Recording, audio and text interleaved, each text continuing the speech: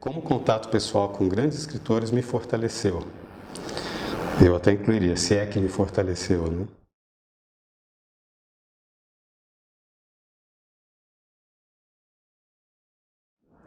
Olá, meu nome é Yuri Vieira, sou escritor, cineasta. Fui convidado pelo Aramis Pereira para participar do CONALIT, Congresso Nacional de Literatura e História Pessoal. Conforme eu disse a ele, eu estava em dúvida sobre o que falar.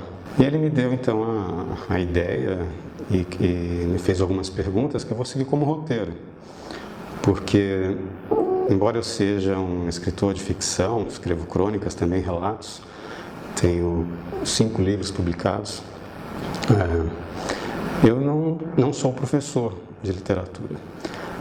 Já fui professor de roteiro de cinema. Ainda sou, mas eu não saberia exatamente sobre como contribuir. Então eu pedi esse roteiro para ele. Nasci em São Paulo, mas eu não tenho raízes em São Paulo. Meu pai cresceu no Rio, filho de pais baianos, minha mãe é de Goiás. Então eu tive uma infância dividida entre 3 estados, basicamente, né? São Paulo, Rio de Janeiro e a fazenda da minha avó, no interior de Goiás, onde eu ia muito quando criança, né? O meu primeiro contato com a literatura foi através dos meus pais, obviamente, porque meu pai, desde da adolescência dele, da infância dele, ele sempre colecionou livros. Então eu já cresci numa casa com uma biblioteca. Meu pai, ele não é do estilo que cultiva uma biblioteca clássica, dele é uma biblioteca universalista. Qual a diferença? Ele não se interessa simplesmente em comprar os clássicos, ele compra qualquer coisa, ele gosta de arquivar, então ele tem todo tipo de livro, tanto livros de entretenimento quanto os próprios clássicos, autoajuda, enciclopédias, ele tem qualquer coisa, ele tem. Então eu cresci numa biblioteca assim. E ele colecionava livros desde quando ele estudou no Seminário São José, no Rio de Janeiro, que é o mesmo seminário onde estudou o Carlos Heitor Coni. Ele já comprava livros ali, né? Quando se casou, ele levou, obviamente, a biblioteca dele. E minha mãe foi professora, então ela gostava, desde criança, ela contava histórias pra gente. Para mim e para as minhas irmãs, né? E ela até conta que, às vezes, quando meu pai viajava para o exterior, que ele trabalhou na VASP, Aviação Aérea de São Paulo, fazia muitas viagens ao exterior, e quando ele fazia isso, eu e minhas irmãs íamos dormir na cama da minha mãe com ela. E ela lia histórias para a gente, pegava algum livro e começava a ler, para a gente dormir, né, obviamente. Minhas irmãs iam dormindo, chegava um ponto em que ela dormia, mas eu não. E eu acordava, mãe, como continua a história? Ela conta isso achando engraçado, né? Porque a literatura não me fazia dormir. E ela disse que quando eu era menor ainda, ela lia, quando não entendia a linguagem ainda, quando era bebê, então ela lia histórias em quadrinho. E que eu gostava era daquelas partes do pô, não sei o que eu achava isso ótimo. Bom, então eu cresci nessa casa em que meu pai colecionava livros e minha mãe os lia para nós. E eu me lembro que o primeiro livro que meu pai me deu era como ele já queria me influenciar para entrar na vida de companhia aérea, né? Meu pai quis ser piloto quando era mais jovem. Teve um incidente no aeroclube em que ele estudava no Rio de Janeiro, que vários aviões se incendiaram. Então ele quis, digamos, transferir o sonho dele de ser piloto para mim. Ele comprou um livro que chamava O Piloto, um livro para crianças que simplesmente falava como que era a vida de um piloto de avião. Mas, conforme diz o McLuhan, né, o meio é que foi a mensagem. Eu não me interessei nem um pouco pela carreira de piloto. Eu gostei foi do livro. E a partir dali, ele foi comprando outros livros, achando que estava me fazendo interessar naquela profissão. Então eu comecei a ler coisas como Terra dos Homens, do Saint-Exupéry, né? Livros do Richard Bach, quando já era pré-adolescente, assim, que Richard Bach é um escritor que vivia viajando pelo interior dos Estados Unidos num biplano, em que ele levava as pessoas para cobrando alguns dólares para passear no avião, ver a cidade de cima. E ele não tinha casa, era um hippie de avião. E ele escreveu alguns livros que eu curti muito quando era criança ou pré-adolescente, assim. Mas ainda não me interessei por aviação, mas pelos livros. Mas o livro que realmente assim, me fisgou, eu acho que foi O Gênio do Crime. É um livro que eu me lembro, até hoje, que eu li esse livro 11 vezes, que eu lembro que eu ia riscando assim no final. Marcava quantas vezes estava lendo o livro. Que é um livro infantil do João Carlos Marinho, né? Com o qual eu me identifiquei muito, porque eu sempre gostei de histórias de detetive, de investigação, e como era uma história que se passava em São Paulo, lembro que as crianças acampavam à margem do rio Tietê, e tudo aquilo criava uma identificação muito grande. Eram simplesmente crianças investigando quem estava falsificando figurinhas de futebol. E elas competiam com um detetive inglês contratado para encontrar o bandido, né, por trás da história toda, o falsificador. Mas foi um livro que eu gostei muito. E por causa desse livro eu comecei a me interessar mais ainda por histórias de detetive. Comecei a ler Sherlock Holmes, O Cão dos Baskervilles. Era um livro com várias histórias do Sherlock Holmes. Depois eu comecei a ler, eu encontrei um livro que tinha lá O Crime da Rua Morgue, que é de Edgar Allan Poe. Foi assim que eu comecei a ler Edgar Allan Poe, por causa das histórias policiais. E aí, como eu já tinha histórias de terror no meio, eu também sempre gostei de filmes de terror. Uma amiga de infância estava contando para mim e para minha irmã uma vez, que ela se lembrando que eu já tinha mania de brincar de diretor de cinema quando era criança. A gente nem tinha câmera, isso foi nos anos 70, né?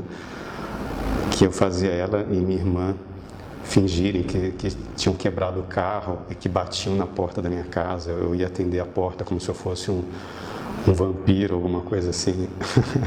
Eu já ficava criando histórias em que se passavam apenas na minha cabeça, elas não entendiam nada do que estava acontecendo, elas começavam a tirar o sarro da minha cara, e eu ficava irritado com elas, porque elas não entravam na brincadeira. Então eu ficava criando assim situações meio cinematográficas, mas sem uma câmera para registrar e editar, que não adiantava nada. Então assim, comecei a ler Edgar Allan Poe por causa da história de detetive e de terror. Eu lembro de ter lido também quando era criança, mas eu não entendi nada. Hamlet, simplesmente porque na capa tinha uma caveira. Eu achei que era alguma história de terror, comecei a ler aquilo. Não me lembro de ter entendido nada de Hamlet, eu fui ler muitos anos depois e realmente entender aquilo. Eu sei que eu também tinha aqueles livros, a coleção Para Gostar de Ler, né? A coleção Vagalume. Eu gostava muito daqueles livros, acho que os dois que mais me marcaram foi O Coração de Onça, né? E também Sem Noites Tapuias. Se eu não me engano, os dois são dos mesmos autores, que é Ofélia e Narbal Fontes, um casal que escrevia livros a 4 mãos, né? O que era...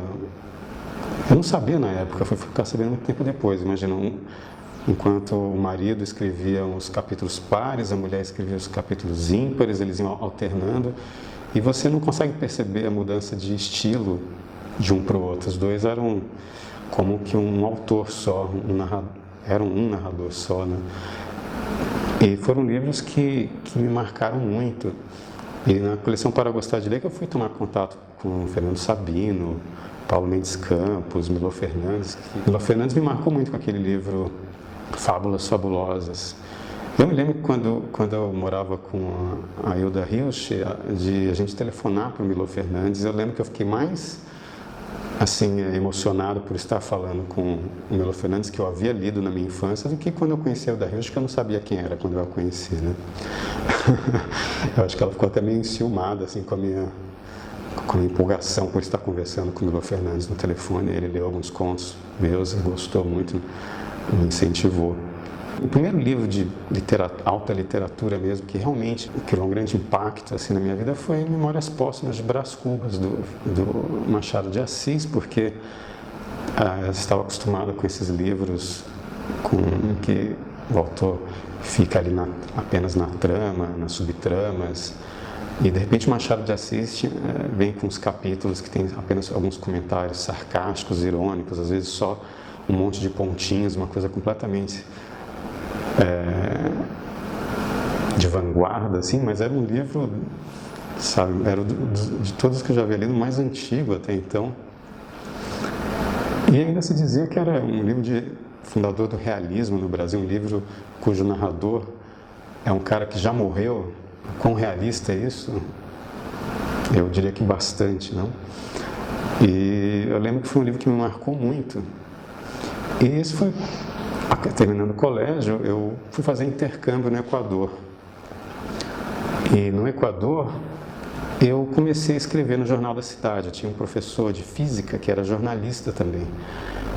E ele, percebendo que eu gostava de escrever, que eu estava sempre com um livro na mão, ele me ofereceu um espaço para escrever no jornal El Dia, na cidade de Latacunga, né, onde eu morei. Eu escrevi algumas crônicas e contos, mas aquela influenciado, né, pelas ideologias já da nossa época. Assim, eu lembro que o primeiro conto que eu escrevi era Gusto de Sangre, e esse era um conto narrado em primeira pessoa de alguém que estava indo enfrentar a morte e que estava com medo, e lá para o final do conto você descobria que na verdade era um touro entrando na arena e enfrentando o toureiro, que ele dizia que era a morte que vinha dançando para o lado dele, né? É um conto até bem escrito, mas hoje em dia eu acho uma bobagem, assim, essa crítica, enfim, é outra história. Eu já não perco tempo com isso. Mas também escrevi muitos textos de ambientalistas na época, assim, ecologia e tal. Porque eu cheguei a criar um grupo ecológico, né, no meu colégio no Equador, ou seja, dentro daquele esquema das pessoas que ignoram o transcendental, o que está além do espaço-tempo, e começam a adorar ou o espaço ou o tempo, eu era do tipo que adorava o espaço. Os que adoram o tempo, adoram a história, se tornam socialistas, comunistas, a história nos justificará. E já os outros são o pessoal da nova era, né, adoram o espaço, o meio ambiente, a ecologia, né. Eu tinha essa característica meio panteísta mesmo, talvez por influência um pouco de perto do coração, como chama, perto do coração selvagem, né, da Clarice Lispector. Ela tem uma postura bem panteísta, influenciada por Spinoza, né. E, eu tinha também essa viagem na época. E acabei entrando nessa. E escrevi vários textos, né, sobre meio ambiente, publiquei alguns no Jornal da Cidade. Então, assim, meus primeiros textos publicados foram publicados, então, em 1990, né, em espanhol. Então, meu primeiro trabalho, assim, digamos, profissional, talvez, acho que pode-se dizer assim, foram escritos em espanhol. Então, depois que eu voltei ao Brasil, eu pensei em fazer jornalismo, né, que era uma escolha óbvia. Aí eu já estava em Goiânia, já tinha saído de São Paulo, estava em Goiânia para fazer jornalismo, mas me desestimulei completamente, porque a Universidade Federal de Goiás, né, estava super decadente, greves, rolou uma greve que durou muitos meses, e eu sei que aquilo me deixou muito desestimulado. Acabei largando o curso. Eu também fazia engenharia civil ao mesmo tempo, mas larguei tudo e fui para Brasília estudar engenharia florestal, ainda influência das minhas preocupações ambientais, né?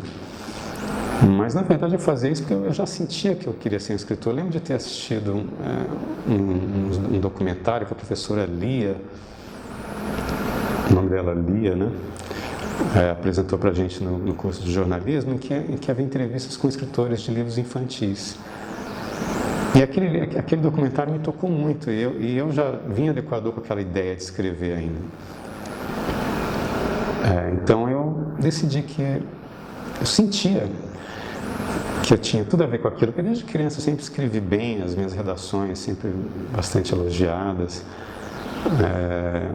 Eu gostava, eu sempre escrevi cartas, muitas cartas. Quando eu estava no Equador, eu escrevia cartas de 30 páginas para os amigos.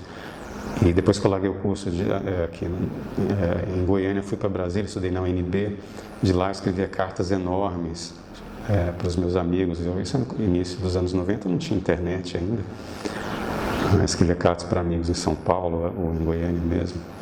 E já ficava aquela viagem literária. Eu lembro de ter me identificado muito com um livro das cartas que o Monteiro Lobato escrevia para um amigo dele, que depois se tornou juiz, né? Aquelas cartas todas assim, como se diz, já traindo assim uma pretensão literária muito grande, que você começa a se achar, né? A falar exagerar nas expressões, na construção, porque de repente você começa a achar que um dia aquilo será lido, que aquilo um dia vai ter uma importância, que faz parte do seu desenvolvimento, e começa a viajar na maionese, né? Eu lembro que o próprio Monteiro Lobato, em cartas que ele já estava maduro, ele ria dessas cartas dele, e ele fala, né, para o amigo dele: nossa, como nós éramos metidos à besta, né? Hoje em dia a gente escreve de uma maneira tão simples, a gente escrevia de uma forma tão rebuscada quando éramos mais jovens. Eu também fazia a mesma coisa. Mas enfim, uma grande angústia que eu tinha era sempre ouvir que não dá para se viver de literatura no Brasil. Então eu estava sempre querendo fazer algum curso que pudesse me manter. Mas eu nunca consegui controlar meu instinto literário, e quando eu ia para a universidade, que eu gostava muito da biblioteca da UNB, quando eu ia para a biblioteca, eu tinha que estudar botânica, química. De repente eu já estava com um monte de livro de Goethe, de Shakespeare, lendo aquilo tudo, e não conseguia estudar as outras coisas.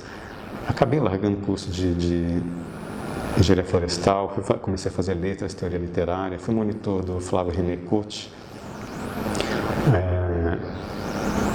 Mas ele mesmo me desestimulou a mudar para o curso de letras e falou para mim: não, o curso está... E ele era o chefe do departamento de letras, de teoria literária. Ele me disse: não, é melhor você fazer outra coisa. Eu fui fazer história e crítica de arte, mas ainda assim pensando naquele curso como uma forma de ganhar a vida e paralelamente escrever. Mas o que aconteceu é que me convidaram para ir trabalhar numa produtora de cinema em São Paulo, e eu larguei novamente o curso. Ou seja, larguei vários cursos. Como eu não tinha diploma, para me justificar, eu escrevi o meu primeiro livro de contos, que chama Tragicomédia Acadêmica, que são contos que satirizam a vida universitária. Porque o que é, assim, a criação literária? É uma maneira de você se purgar de várias impressões que começam a te atormentar. O mundo vai te atingindo de uma maneira, e aquilo vai se acumulando, e você tem que botar para fora, você tem que expressar o que aquelas coisas estão causando ao seu espírito, né? E toda a minha decepção com a vida universitária, e ao mesmo tempo também o que havia de bom nela, né? Porque eu gostava muito, que eu morava no alojamento estudantil, tinha um contato com muitos estudantes de vários cursos diferentes, e eu fiz vários cursos, né? Uns 4, 5 cursos. Estudei campos extremamente variados. Estudei física, estudei matemática, cálculo, química, artes, história da arte, teoria literária, teatro. Eu fui fazendo de tudo. E de todas as matérias que eu fiz, eu só reprovei em uma, porque o professor virou para mim e falou assim: professor de química analítica quantitativa, falou: você está no curso errado, você é um artista, eu vou te dar um incentivo para você mudar de curso, eu vou te reprovar nessa matéria. E foi a única matéria que eu fui reprovado, porque ele estava aprovando outras pessoas com notas piores do que eu. E foi aí que eu finalmente passei para a teoria história e crítica de arte. E fui para São Paulo, então larguei o curso para trabalhar com cinema, e comecei a trabalhar com estágio, a criar com amigos um estúdio de fotográfico que a gente ia transformar em produtora, e comecei a trabalhar com cinema. Então, assim, eu sempre estive dividindo entre essas duas formas narrativas, que é o cinema e a literatura, que eu sei que cada um tem sua forma completamente distinta, né, de narrar. E eu demorei um tempo a separar as coisas, porque às vezes eu me pegava escrevendo contos ou iniciar romances que na verdade eram roteiros de longa-metragem. Eu começava a escrever roteiros que na verdade eram viagens interiores que não tinham como ser filmadas, estavam mais para literatura com fluxo de pensamento do que para cinema. Então, assim, eu tive que aprender a separar as duas linguagens e saber como escolher cada uma. Como a escrita e a literatura têm lhe ajudado? De que maneira? Bom, assim, na minha vida financeira não tem ajudado em nada, né? Eu só quebro a cara. Mas a literatura, a leitura, ela expande a sua imaginação. Então você tem uma visão de mundo mais ampla. Wittgenstein dizia que os limites da sua linguagem são os limites do seu mundo. Também é possível dizer que os limites da sua imaginação são os limites do seu mundo. Porque tudo que é possível é imaginável. E tudo que existe antes foi possível. Tudo que é efetivo foi possível primeiro.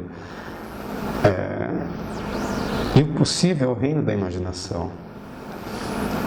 E as pessoas podem não perceber, mas elas confiam mais naquilo que elas acreditam ser possível do que naquilo que elas sabem que é real, que já é atual, que é efetivo. Nós vivemos andando dentro da nossa imaginação. E a literatura também, existe um outro aspecto importante, que ela faz você trabalhar a sua imaginação moral. Não que você vá aprender regras de moral, mas na literatura você vê quais são as consequências de você levar uma vida moral, de você agir moralmente. Você coloca um personagem lá que tenta, ou lê, né, a história de um personagem que tenta levar uma vida correta, e o cara só se ferra em geral, né?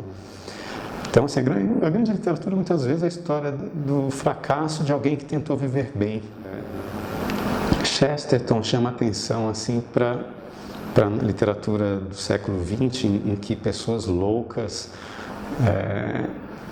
se metem em histórias completamente absurdas, e você lê aquela sequência de loucuras, aquela tremenda viagem da maionese, e no final você não sabe aonde aquilo te levou, porque a pessoa também não sabia o que estava fazendo, escolhia as coisas sem nenhuma base, sem princípios. Pessoas loucas no mundo louco, ou seja, sem conflitos interiores, né? São pessoas que se deixam levar pelo fluxo, pelos acontecimentos do mundo. Sendo que as narrativas mais antigas, as que mais marcam a gente, são os contos de fada. E os contos de fada, isso é Chesterton, né, que fala. E os contos de fada, em geral, são pessoas que têm uma visão mais, digamos, normal, né, do mundo. Elas têm uma certa noção do que é certo, do que é errado, e elas caem no meio de um mundo louco, com bruxas, né, com gigantes, com trapaceiros, ladrões e coisas estranhas, dragões, coisas muito diferentes. E tudo isso causa um maravilhamento, um espanto, um medo, né? Então há esse contraste de uma pessoa que tenta agir corretamente no mundo louco, que é isso que se perdeu na literatura contemporânea, que Harold Bloom chama da Era do Caos, né? Harold Bloom fala muito sobre como que a era aristocrática da literatura deu depois espaço para a era democrática e depois para a era do caos. E ele imagina que vamos entrar novamente numa era teocrática da literatura, porque a era do caos está dando seus últimos frutos. E a era do caos é isso, são pessoas sem princípios ou sem chão, perdidas num mundo louco, né? E digamos que uma nova era teocrática talvez sejam pessoas baseadas numa nova ou ou com princípios renovados por revelações, né, antigas ou por novas revelações, mas que buscam novamente ter uma vida moral em meio ao mundo que sempre será louco, né? O mundo A literatura ajuda a gente a compreender esse mundo ou pelo menos faz a gente ficar preparado para ele, né? Então, assim, o que a literatura me deu é uma bagagem imaginativa muito grande. Nada me espanta, na verdade. E ao mesmo tempo tudo, né? Ao mesmo tempo que você se maravilha com coisas pequenas, você não fica chocado com grandes absurdos, porque você já, em algum lugar você já leu que aquilo era possível. A Clarice Lispector fala, né? Imaginar e adivinhar a realidade. Imaginar, se você não imagina, você pelo menos lê o que alguém imaginou, né? Se você tem uma cultura literária. Fernando Pessoa falava, né? Faça o romance antes que ele lhe seja feito. Muitas pessoas caem em situações absurdas porque elas não sabiam que era possível. Elas não sabiam que elas poderiam cometer determinados crimes, inclusive.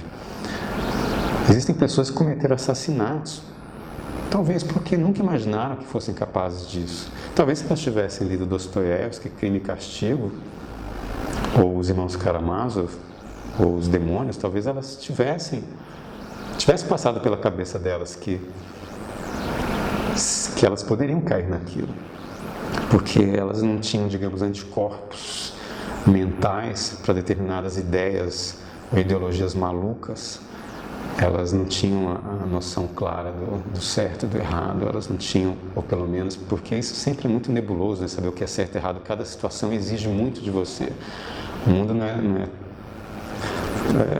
branco e preto, assim, tem umas nuances, é acinzentado, mas você tem que saber lidar com essas situações exige muito da sua imaginação, exige muito da sua consciência do que é possível.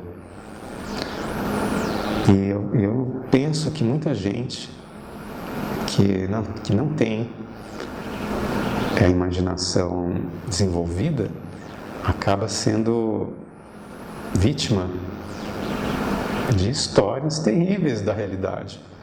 Elas se tornam personagens de histórias de jornalismo policial, porque de repente nunca leram nada. Imagina se, por exemplo, nos anos 70 as pessoas tivessem lido Rubem Fonseca com mais atenção. Rubem Fonseca, ele praticamente percebeu que nós estávamos nos encaminhando por uma era de violência exacerbada, que é a era que nós vivemos hoje, né? 60 mil pessoas morrendo por ano, assassinadas ou por morte violenta.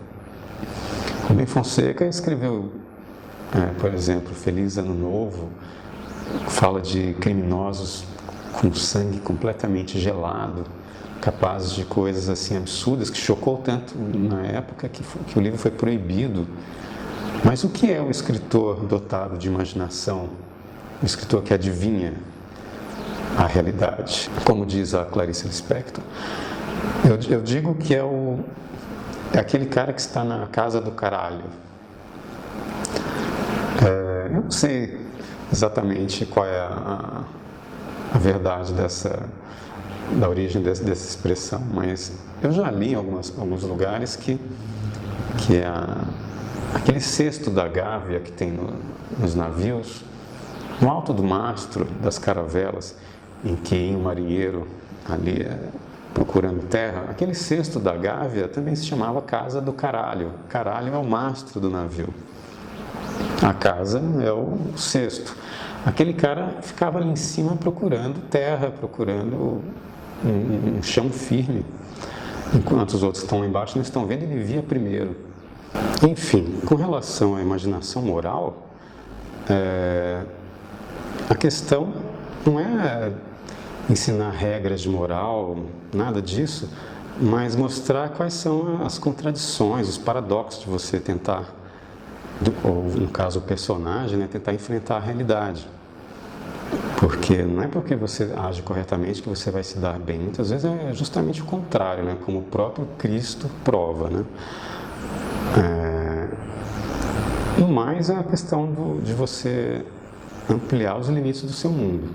Eu lembro quando aquele juiz propôs a educação de presidiários com livros, eu pensei, putz, vai dar merda esse negócio aí, porque eu já imaginei que o cara, que eu não sabia qual era a formação dele, que ele iria empurrar os diários do Che Guevara, sabe, essas coisas, livros do Jean-Paul Sartre. Eu já imaginava que eles iam enfiar ideologia na cabeça dos presidiários, como aconteceu em Ilha Grande, da parte dos comunistas presos, em relação com os presidiários comuns. Mas não, esse juiz agora ele colocou os presidiários para ler os livros clássicos, ou seja, para ampliar a imaginação dessas pessoas que cometeram crimes, talvez porque já não havia passado pela cabeça delas que elas estavam cometendo algo tão terrível que poderia ter sido evitado se elas tivessem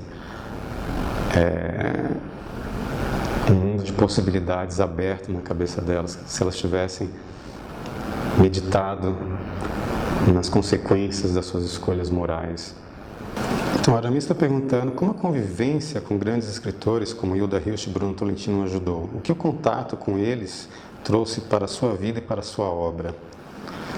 Chamar o meu trabalho de obra no momento é ser muito prepotente, porque eu sinto que eu estou apenas no começo.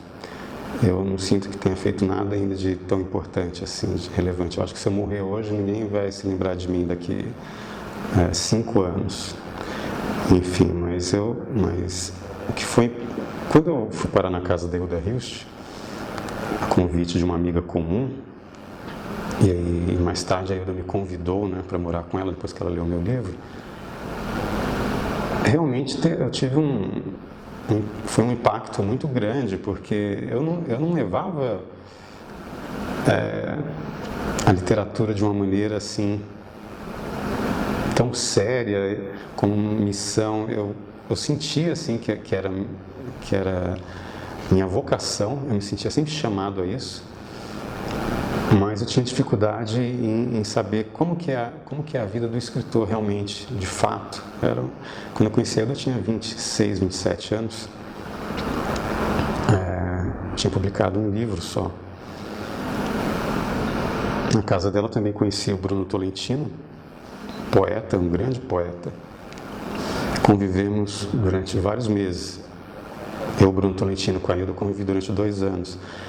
E, na verdade, até hoje, às vezes eu comento que o impacto desse contato com eles foi tão forte que eu estou tentando me recuperar até hoje, porque eu confiava muito em mim. Minha confiança era muito grande, porque eu levava tudo meio na brincadeira. Meu primeiro livro, ele tira o sarro de todas as situações que me impressionaram assim, na vida universitária. Então tem muito humor, tem muito sarcasmo, né? Ironia. E eu brincava, escrevia aquilo dando gargalhadas, assim, me divertindo muito. Como se eu estivesse fazendo malabares. Não é uma coisa que eu sentava com algum tipo de estou fazendo literatura. E de repente eu me deparei com 2 escritores que tinham realmente uma obra já concluída praticamente. O Bruno Tolentino estava para lançar o livro que ele estava revisando na casa da Hilda, que era O Mundo como Ideia. E ele vinha, pegava o meu exemplar do Cânone Ocidental, do Harold Bloom, que ele conheceu, né, pessoalmente, e ficava discutindo literatura comigo horas a filme e me falando sobre aquilo, sobre a importância daqueles autores. Alguns eu não tinha lido ainda.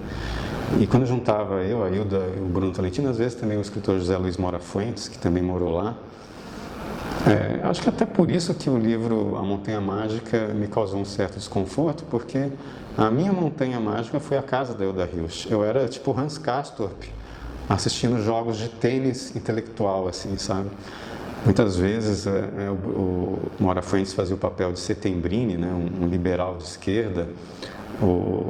Às vezes a Hilda era um nafta, ou às vezes ela era também uma espécie de um Hans Castorp também, dependendo, e às vezes quem era o Nafta era o Bruno Tolentino. Então, assim, eram as discussões da Montanha Mágica eu assisti ao vivo na casa da Hilda Hilst. Então, assim, eles me deixaram, ao mesmo tempo, também muito exigente comigo mesmo. Então, eu durante algum tempo, eu acho que eu me travei um pouco. Eu comecei vários romances e não terminei nenhum deles. Lancei livros de contos, mas os romances eu não consegui concluir, porque de repente eu me tornei muito exigente, eu comecei a ler as coisas deles e é difícil dizer, assim, porque eles também apostaram muito em mim. A Hilda leu meu livro e falou, não, você vem aqui morar comigo, vamos conversar, vamos trocar ideias e o Bruno Tolentino a mesma coisa. Ele falou para mim, olha, você tem a vocação, e ele se dispõe a ensinar mesmo. O cara foi professor, tinha uma vocação como também docente também, assim, muito grande. Então, eu suguei bastante, isso. Mas eu acho que eu ainda estou muito em potência ainda. Eu ainda não atualizei o que eu tenho para atualizar. Então, às vezes, eu fico até meio tímido quando me convidam para esse tipo de evento, né? Eu não sei, eu não tenho uma obra ainda. Eu tenho alguns trabalhos publicados, muitos autopublicados, inclusive. Ou seja, porque eu parei, inclusive, de correr atrás de editor, né? Nós estamos numa era caótica na questão de editor. E no Brasil nós não temos agentes literários praticamente, então assim, o negócio é você ir com a cara e a coragem para cima da Amazon, a autopublicação. Mas voltando, né, a Casa do Sol, a Casa da Hilda Hilst, foi uma experiência inesquecível. E eu estou escrevendo um livro, inclusive, que tem alguns relatos de situações que aconteceram ali. E eu pretendo publicar oportunamente, nada muito longo assim, mas algumas coisas que eu espero que tenha alguma mensagem ali, que tenha, ou pelo menos divirta as pessoas, né? Então, uma das coisas assim que eu senti com a Hilda Hilst e o Bruno Tolentino é que vós que entrais, né, para o mundo da literatura, perdei todas as esperanças, sabe? Porque as esperanças que você deposita nesse mundo, aquilo não vai te trazer nada nesse mundo, mesmo que traga fama e dinheiro, no final isso não vai te satisfazer. E aqui no Brasil nunca traz dinheiro, né? O Aramis também está me pedindo para citar trechos de alguns livros que me marcaram muito. Bom, são muitos livros, né? Eu tomei a liberdade aqui de selecionar algumas coisas. Por exemplo, Sônia e Raskolnikov, no final de Crime e Castigo. Como Dostoiévski mostra a redenção de um criminoso, de um assassino, através do amor, não só do amor de uma mulher, mas do amor pelo Cristo, né? É um final deslumbrante, o final de Crime e Castigo. É um dos trechos que acho que mais me marcaram. Eu lembro que eu li esse livro sentindo convulsões, assim. Eu estudava na UNB nessa época. E era um livro que mexia muito comigo internamente. Acho que foi que me levou a entender o conceito de pathos, né? Um livro muito importante. A tragédia de Shakespeare, que me causou também, assim, pathos extremo também, foi como Iago manipula Otelo a ponto de matar sua própria esposa que o amava, né, Desdémona. Iago faz Otelo acreditar que a mulher dele era adúltera. E então esse livro mostra como que o mal vai envenenando uma história que é pura. E isso é muito pesado, é uma história muito marcante. Otelo mata Desdémona com as próprias mãos porque encontrou uma prova na cama, se não me engano, que foi plantada por Iago. É terrível, é terrível.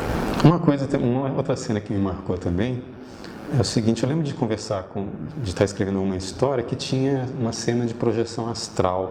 Alguém que sai do corpo, um corpo astral, um corpo sutil, enfim. Alguém me falou assim: para de escrever essas besteiras, começa a escrever coisas da realidade, do mundo real, entendeu? Para de viajar na maionese, vai ler um Thomas Mann, entendeu? Aí eu estava lendo A Montanha Mágica e uma das cenas que mais me marcaram no livro é uma projeção astral do Hans Castorp. Ele está perdido na neve, está rolando uma tempestade de neve, e quando ele está quase morrendo congelado, ele sai do corpo dele, sai voando e vai parar numa região que está acontecendo uma situação assim, digamos, completamente pautada pela mitologia grega, né? Mas eu lembro que toda aquela cena me marcou. Eu falei: me mandam ler Thomas Mann para aprender o realismo, e o cara põe uma viagem astral, que era o que eu estava escrevendo, e me disseram que isso era uma besteira. Quando a gente está começando a escrever, a gente dá muito ouvido para amigos, sabe? Para outros escritores que também estão começando e têm tanto quanto você, ou seja, nada. Você não pode, você tem que ir aonde seu coração está mandando, aonde sua imaginação está mandando. Tem que parar com esse negócio de ficar ouvindo essas besteiras. O Henry Miller fala muito disso. Quando você está começando na carreira literária, os que menos podem te aconselhar são seus velhos amigos. Porque eles acham que te conhecem muito, cresceram com você. E muitas vezes sabem que você não é capaz disso. Você é aquele que deixava a bola cair quando jogava a bola na sua mão, no basquete, sabe? Aquele bobão: você não vai, esse cara não consegue nem segurar uma bola, vai escrever um livro. Então, assim, não ouça conselhos de amigos. Então, mas voltando, essa cena de Thomas Mann me mostrou, assim, sabe? Na literatura não existe nada proibido, não existe nada que não possa, é a imaginação. Por isso que se chama literatura de imaginação. A Harold Bloom chama literatura de imaginação. Uma outra cena que me marcou muito também de um livro foi uma cena em que Riobaldo se reencontra com Diadorim depois deles terem se separado por um bom tempo, no livro Grande Sertão, Veredas, de Guimarães Rosa. Eles haviam se separado em algum momento daquela situação louca no sertão, né? E Riobaldo estava com saudade de Diadorim, ao mesmo tempo estava com raiva, e quando eles se encontraram, misturou aquela vontade de matar a saudade, e a raiva no meio, pelo outro ter se escolhido um outro caminho, e ao mesmo tempo o constrangimento, porque no final das contas, Riobaldo era apaixonado por Diadorim sem saber, né, que se tratava de uma mulher. Então havia esse constrangimento. Na verdade, eu queria até saber do pessoal aí dos militantes do movimento gaysista, né? Riobaldo era um homofóbico, né? Ele merecia ser condenado. Para eles é provável que sim, né? O cara se sentia atraído por Diadorim, apaixonadíssimo, mas não abria o coração. Por quê? Porque achava que Diadorim era um homem. E tem essa cena, então, que me marcou muito, quando eles se reencontram depois de um tempo de separação. Fora, claro, o clímax, em que ele finalmente descobre que Diadorim é mulher. Aquilo é muito angustiante, só que na época devia ser muito mais, né? Porque hoje em dia a gente sabe, antes de começar a ler o livro, que Diadorim é uma mulher. É como se você estivesse assistindo aquele filme O Sexto Sentido, sabendo que o cara está morto, né? O personagem, você tem que descobrir no final que ele está morto. Aí é que tem a graça. Do mesmo jeito, você tem que descobrir no final, né? Que olha eu contando a história do livro para quem não leu ainda, mas é tão conhecido, né? Guimarães Rosa escrevia no livro: não conte para os seus amigos o final. Então, mas a grande questão do livro são os sentimentos mistos do Riobaldo em relação a Diadorim. A maneira como Guimarães Rosa expressa esses sentimentos é muito marcante. Uma outra cena também que me marcou muito é do livro Mestre e Margarida, de Mikhail Bulgakov. É um livro fantástico, escrito por um russo na União Soviética, sabe, no meio da Guerra Fria, sabe, 1940 e pouco. E qual é a história? O diabo chega em Moscou. Então imagina assim, uma sociedade ateísta, em que o diabo chega em Moscou e é praticamente um dos poucos que sabem que Deus existe, que acreditam nisso. Então, no começo do livro tem um diálogo muito engraçado, muito interessante, em que dois literatos, um editor e um poeta, estão conversando sobre um poema que a revista ou o jornal desse editor vai publicar, e ele está querendo fazer umas correções ao poema, e ele está, se eu não me engano, falando das virtudes, do ateísmo, qualquer coisa assim. E o diabo, que é Voland, né, que ele se faz passar por um ocultista e por um mágico, um ilusionista, né, ele está passando por ele, ouve a conversa e senta com os dois para conversar. E o diabo acha muito engraçado, muito interessante encontrar aquelas pessoas que não acreditam em Deus, né? Eles começam a citar Kant para ele, que você não pode conhecer coisas para as quais o entendimento não está preparado para se conhecer, né? E o diabo faz um comentário sobre Kant, como se soubesse que Kant está lá com o pai dele no inferno.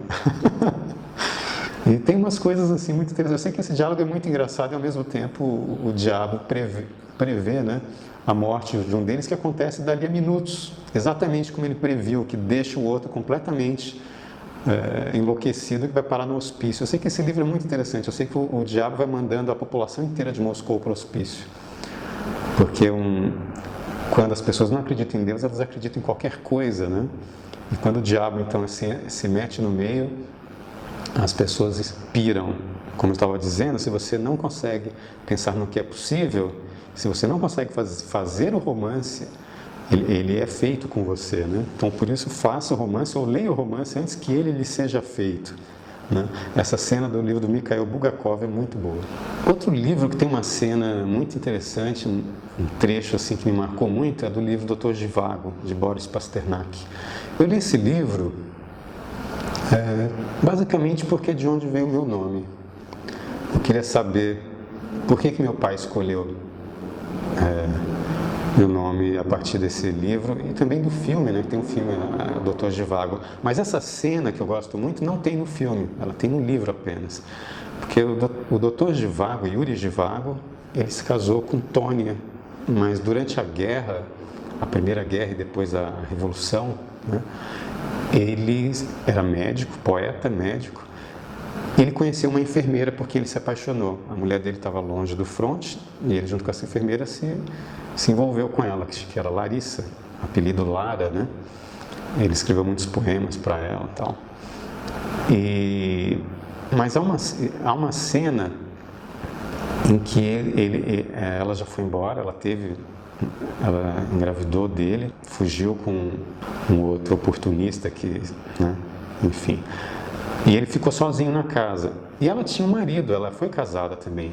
E esse marido era um professor desses que fazem lavagem cerebral comunista na cabeça dos estudantes, que se tornou um líder do Exército Vermelho, um oficial do Exército Vermelho e sanguinário, sabe? Um cara que matou muita gente, que era Strelnikov.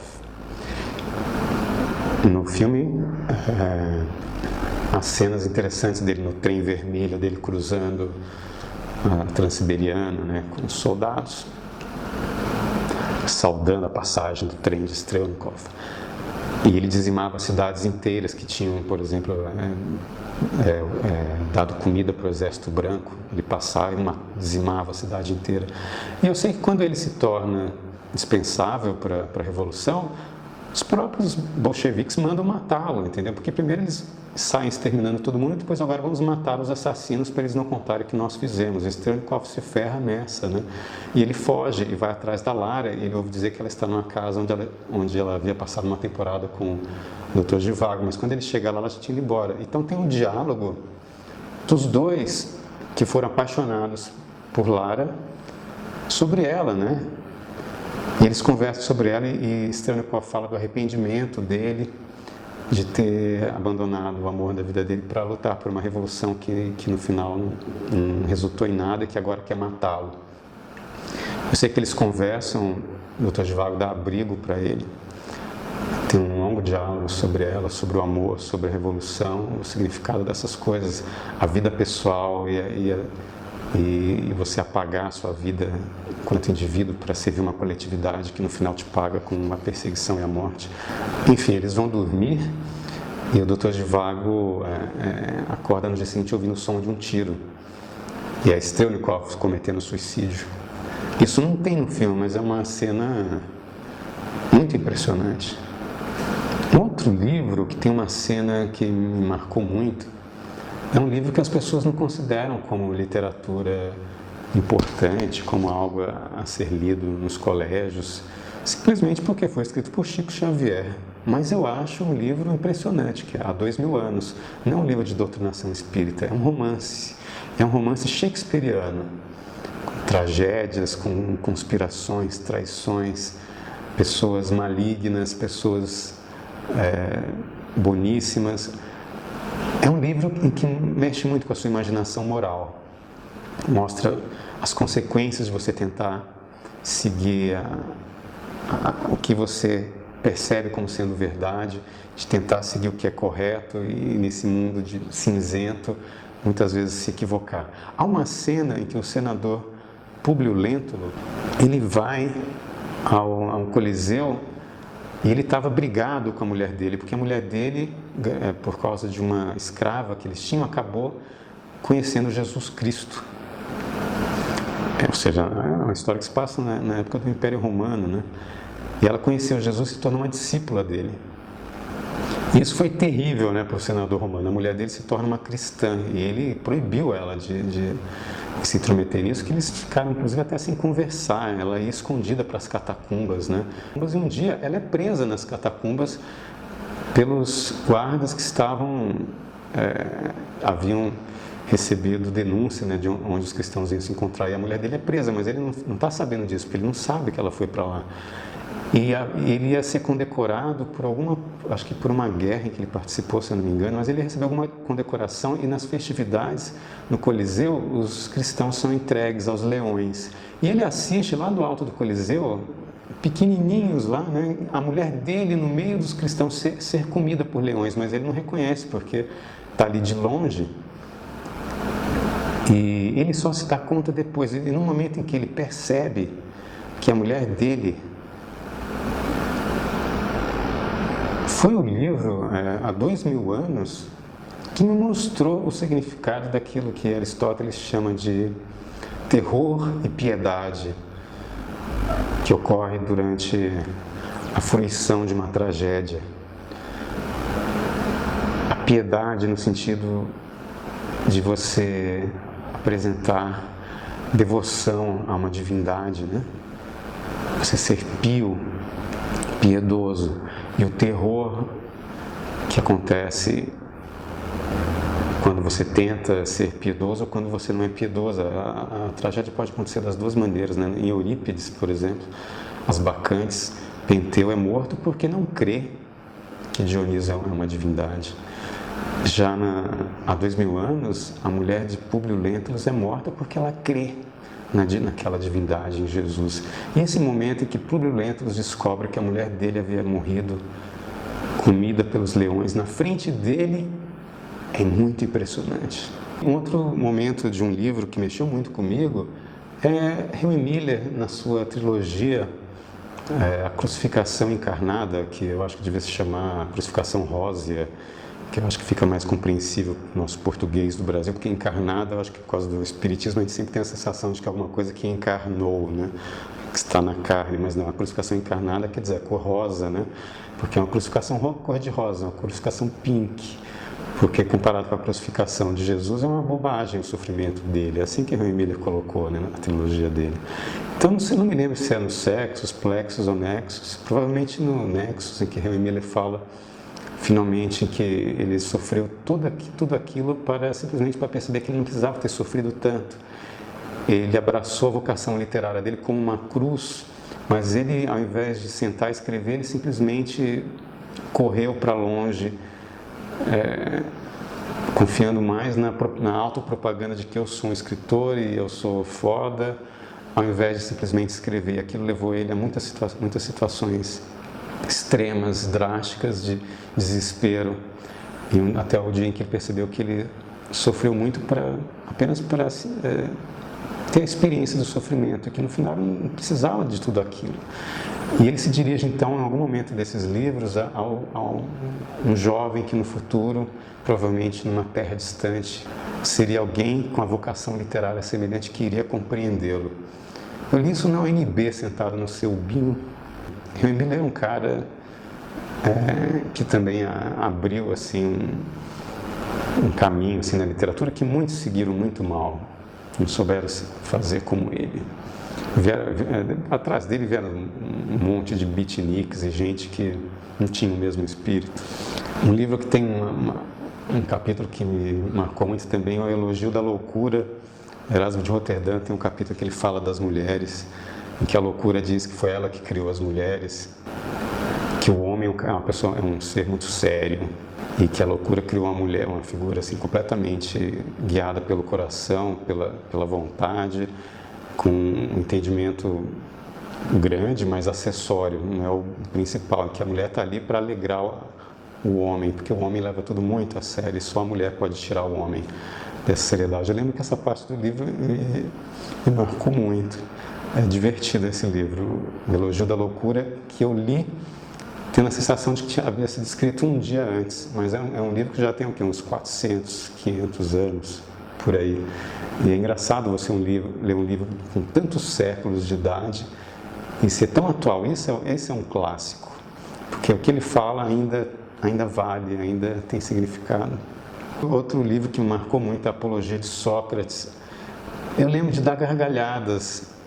É um livro de Platão, né, que ele narra Sócrates se defendendo no tribunal da acusação de corromper a juventude e de ser ímpio, ou seja, de não ser devoto da divindade.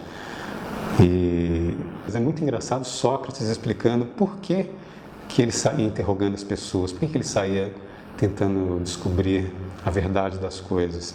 É muito engraçado, porque um amigo dele havia voltado, se não me engano, do oráculo de Delfos, e que o oráculo havia dito para esse amigo que o homem mais sábio do mundo era Sócrates. E o amigo veio contar para Sócrates: olha, o homem mais sábio do mundo é você. Ele: mas eu não sei nada.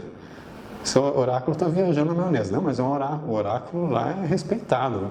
Aí o Sócrates disse: se ela falou isso, deve ter alguma razão, mas não é porque eu sou sábio, ela devia estar armando alguma para mim, eu vou investigar. Ele saiu investigando, perguntando para as pessoas sobre o que elas faziam da vida, o que elas achavam que era a realidade, o que elas achavam que era a profissão delas. Mas no diálogo, ele acabava demonstrando para todo mundo que as pessoas não sabiam o que era a realidade, não sabiam qual era o verdadeiro significado da profissão delas, qual era o verdadeiro significado do sentido da vida daquela pessoa. Ele ia desmontando todo mundo e deixando as pessoas muito irritadas. Porque ele, nas perguntas, fazia as pessoas perceberem que elas não sabiam responder aquilo, elas não sabiam por que elas viviam como viviam. E é muito engraçado, então Sócrates vai quase sendo apedrejado, né? E ele fala de uma maneira muito, a ironia, né, de Sócrates, ele se faz de palhaço, né? Por que eu sou mais sábio? Vai lá atrás, né, dessas pessoas, interrogá-las. É muito engraçado a maneira como ele fala, como ele, segundo Platão, falou no tribunal, né? E realmente as perguntas dele mostravam que ele era o homem mais sábio do mundo na época. É muito engraçado, é muito bom esse livro, Apologia de Sócrates. Outro livro que tem um trecho que eu não consigo esquecer é A Peregrinação, de Fernão Mendes Pinto, um livro escrito em 1500 e pouco, de um sujeito que saiu de Portugal com 16 ou 17 anos e só foi voltar 20 e tantos anos depois.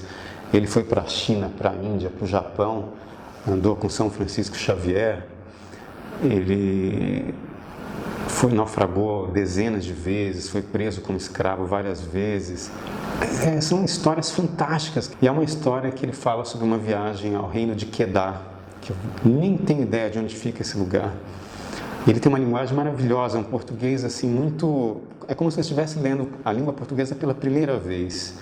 Ela parece que purifica o seu português, a gente tem muita mania de ler traduções do inglês, do francês, então dá a impressão que nossa língua se apropriou de certas estruturas que não fazem parte dela. E quando você lê Fernão Mendes Pinto, é como se você estivesse lendo português pela primeira vez. E nesse capítulo, o que é engraçado é que ele chega num lugar em que o rei mandou matar o pai para casar com a mãe, só que proibiu toda a população de comentar o caso. Acontece uma situação muito engraçada em que o guia dele, que é um mouro, né, um muçulmano, dá com a língua nos dentes numa reunião de família, num banquete, e tira o sarro do rei. Para a visão de mundo dele, quem faz uma coisa dessa, de matar o pai para casar com a mãe, só pode ser um porco. E o rei manda decapitar esse guia e manda acordar o Fernão Mendes Pinto, e ele chega lá assustadíssimo, achando que vai morrer também. Mas o rei sentado em cima do elefante, cercado por soldados, está querendo simplesmente pedir desculpa para ele por ter matado o guia dele, porque o rei sabia que os portugueses eram importantes para manter os negócios, manter o mercado, né, funcionando. E ele queria que Fernão Mendes Pinto explicasse, né, pro parente dele lá, que era o chefão em Malaca, né, do comércio dos portugueses, daquele vice-reino, né? Só que o Fernão Mendes Pinto, até ele entender naquela língua louca dos caras que ele não ia ser morto, ele ficou muito nervoso, quase teve um infarto. Ele narra isso de uma maneira tão engraçada que eu mesmo, assim, li as gargalhadas. E ele descreve como ele bebeu uma bacia de água para se acalmar. E depois que o cara manda, não, vai lá agora pro seu barco, amanhã a gente conversa de novo, a gente, né, troca umas ideias. Mas ele chega no barco dele, mal chega no barco, levanta as velas e vai embora, apavorado. Esse capítulo é muito engraçado, escrito numa linguagem tão bonita, tão pura, num português tão fresco, que me marcou muito. É lógico que existem muitos outros livros que me marcaram, eu gosto muito de ler Fernando Pessoa, mas enfim, eu selecionei esses trechos que eu disse agora para comentar. O Aramis está me perguntando que dica que eu daria para quem está querendo entrar em contato com a alta literatura, né? Bom, o que eu posso dizer é o seguinte: esqueça as teorias literárias, sabe? Esquece o formalismo russo, Bakhtin, Escola de Frankfurt, esquece essa besteirada toda e vocês têm que saber a língua em que o livro está escrito e ler, entendeu? Porque os clássicos, por que são clássicos, como eu comentei? Porque eles atingiram um significado universal. O que quer dizer isso? Aqueles valores, aqueles princípios, o que está ali, aquelas experiências, valem em qualquer tempo, em qualquer lugar. São experiências universais. Então, assim, esquece as regras, esquece as fórmulas e leia diretamente. Não tenha medo de enfrentar os clássicos. Como eu disse, Erasmo de Roterdã parece que foi escrito ontem, sabe? Parece uma brincadeira. A Apologia de Sócrates, escrito há 2000 anos, 2000 e tantos anos, parece que foi escrito ontem. Você não precisa de ninguém para te... É lógico que você vai melhorando a sua bagagem com o tempo cultural e vai fruindo melhor. Mas é para isso que existe a releitura. A próxima pergunta é: quais são as dificuldades que eu passei para poder escrever, né? Na verdade, eu não apenas passei, como ainda passo. A maior dificuldade de escrever é sentar para escrever. Quando você tem a vocação e até talento, eu nunca cheguei a eu tenho talento, me disseram que eu tinha. Mas a vocação você pessoalmente sente. Então, a maior dificuldade é a disciplina. E no Brasil é ainda mais difícil, porque é muito complicado você conseguir viver disso.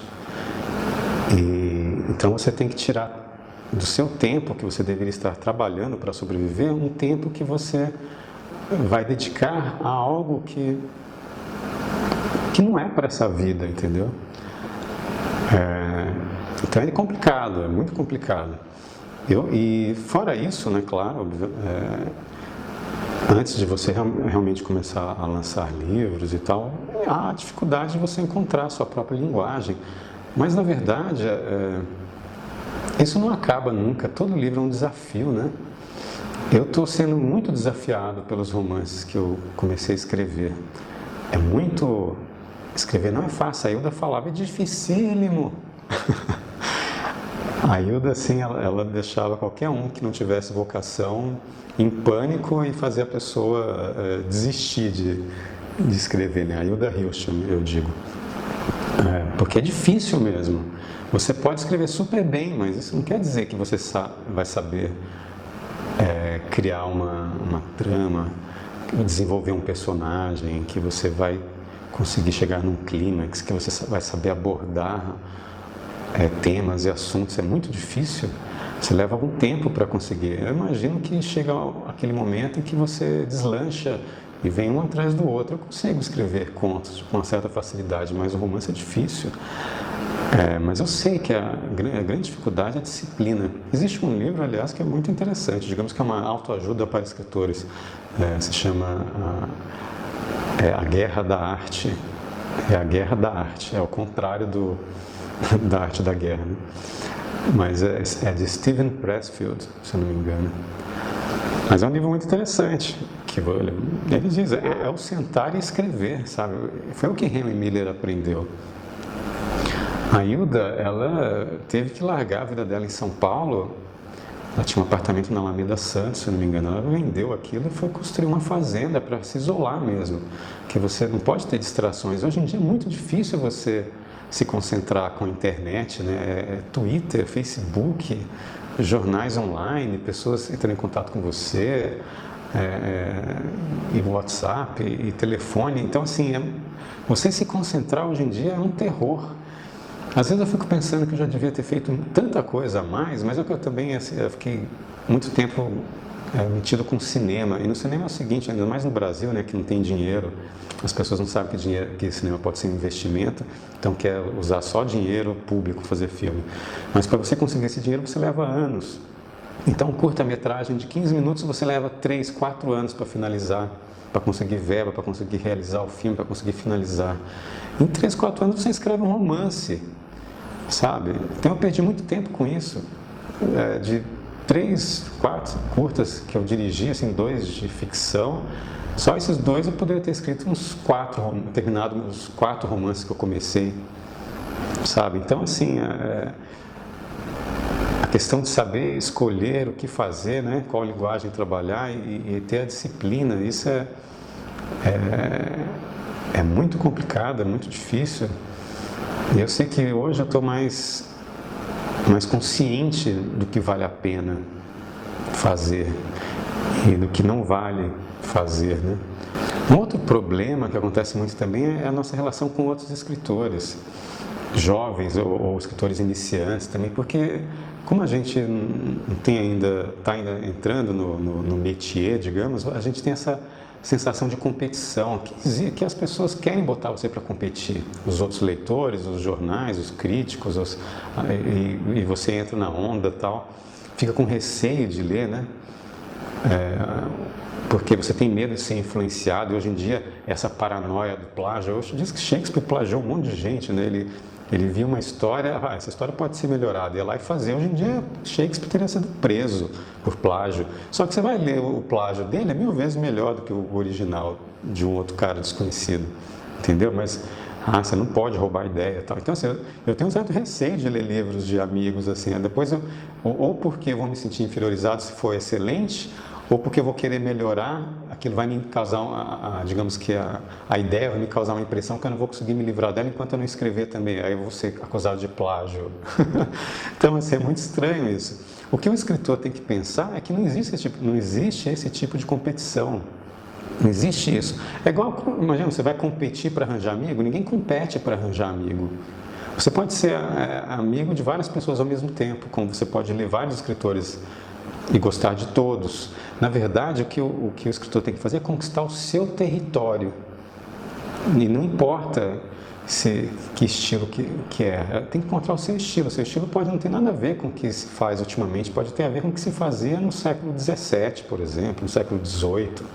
Entendeu? Contanto que ele expresse o que você tem a dizer da melhor maneira possível, é aquilo que você vai fazer. E para de competir com os outros. Você tem que criar o seu território, e o território na literatura é infinito, é igual Minecraft, aquele jogo que diz que existe, em termos de superfície de jogo construída, é maior do que o planeta Júpiter, parece. Sabe, existe mais território no Minecraft do que existe em Júpiter. E na literatura é assim também, você constrói o seu mundo, e o seu mundo não vai competir com o mundo criado pela imaginação de ninguém, porque elas não estão ocupando o mesmo espaço.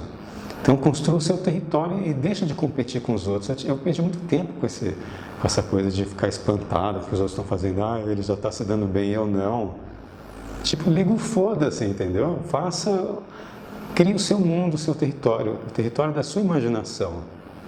E deixa a imaginação dos outros escritores para lá.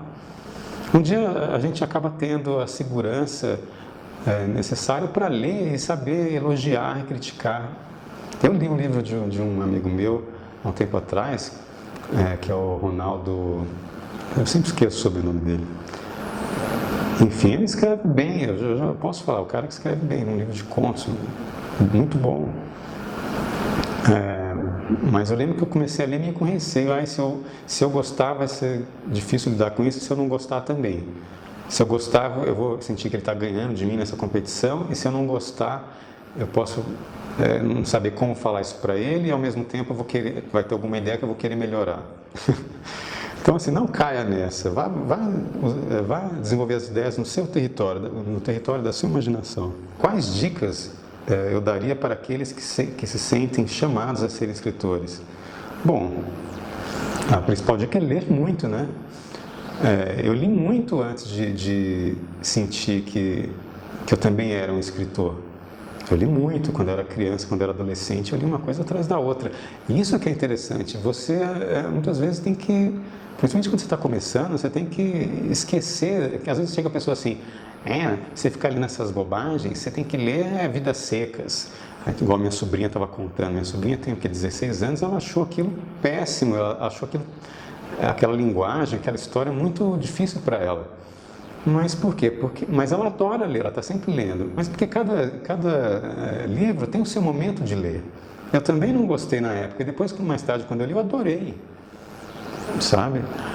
Como Dom Casmurro, a primeira vez que eu li no colégio, eu achei aquilo chatérrimo. Eu gostei muito no colégio de Memórias Póstumas e achei que Dom Casmurro chatérrimo. Mas Dom Casmurro, quando eu li uns 4, 5 anos atrás, eu falei, é fantástico, fantástico. Então, assim, há a hora certa. Então, quando você começa a ler, o que você tem que fazer? Você começa a ler o que um escritor que você já está lendo indica. É como conhecer pessoas, como fazer amizade. Você tem um amigo que te apresenta um amigo comum, um amigo com quem ele já tem afinidade, e de repente você percebe que também tem uma afinidade por aquela pessoa. O escritor coloca a sua personalidade no trabalho, por mais que ele esteja escondido, mas às vezes como narrador, ele está ali, né, como narrador. E você vai ter afinidade com este ou aquele mais do que com outros. Existem escritores clássicos com os quais você não se identifica tanto, você percebe a grandeza dele, mas não é o cara que você realmente curte. Por exemplo, eu leio Thomas Mann, eu percebo a grandeza dele, mas eu não me identifico tanto como eu me identifico com Dostoiévski. E eu cheguei em Dostoiévski como? Através de Henry Miller. E eu cheguei em Henry Miller como? Porque através de Hermann Hesse. Eu estava lendo Hermann Hesse um livro atrás do outro. Lobo da Steppe, Demian, Narciso Goldmund, que é um livro maravilhoso. E um dia na biblioteca da UNB eu vejo uma biografia em imagens do Hermann Hesse, e lá tinha uma foto do Henry Miller elogiando o Siddhartha. Né? E eu falei, quem é esse Henry Miller? Ele falou, é Henry Miller. E nos livros dele ele elogia Dostoiévski. A mulher dele na época falava, você tem que escrever igual a Dostoiévski. Quem é Dostoiévski? Eu tenho que ler Dostoiévski. Então assim, um escritor vai te mostrando o outro, é um caminho que você vai percorrendo por afinidade. Lógico que você chega um dia que você está mais consciente tem mais cultura, você já vai saber quem são as pessoas que valem a pena. Se você lê Carpo, por exemplo, a história da literatura ocidental, você já vai saber que vale a pena. Mas como eu estou falando, existem alguns clássicos, alguns e não clássicos também, escritores com quem você se identifica mais do que outros. E acho que Jorge Luiz Borges dizia, né, que a leitura deve ser um prazer também, uma alegria. Não é que é o aspecto principal, mas você não tem que se ler forçado, você não vai se sentir bem. Se você for um estudioso, é o seu trabalho, né? Do mesmo jeito que às vezes não é prazeroso escrever, às vezes é muito difícil, é muito dolorido escrever. Então você escreve porque é o seu trabalho, entendeu? Agora, se o seu trabalho é estudar livros difíceis, que você não está... tudo bem, você lê, mas se você ler como uma pessoa comum e não como um teórico literário, então leia o que te causa prazer, o que te ensina as coisas, o que te amplia o seu mundo, amplia o seu imaginário. Eu acho que é por aí. Eu também queria agradecer ao Aramis Pereira pelo convite para participar desse congresso.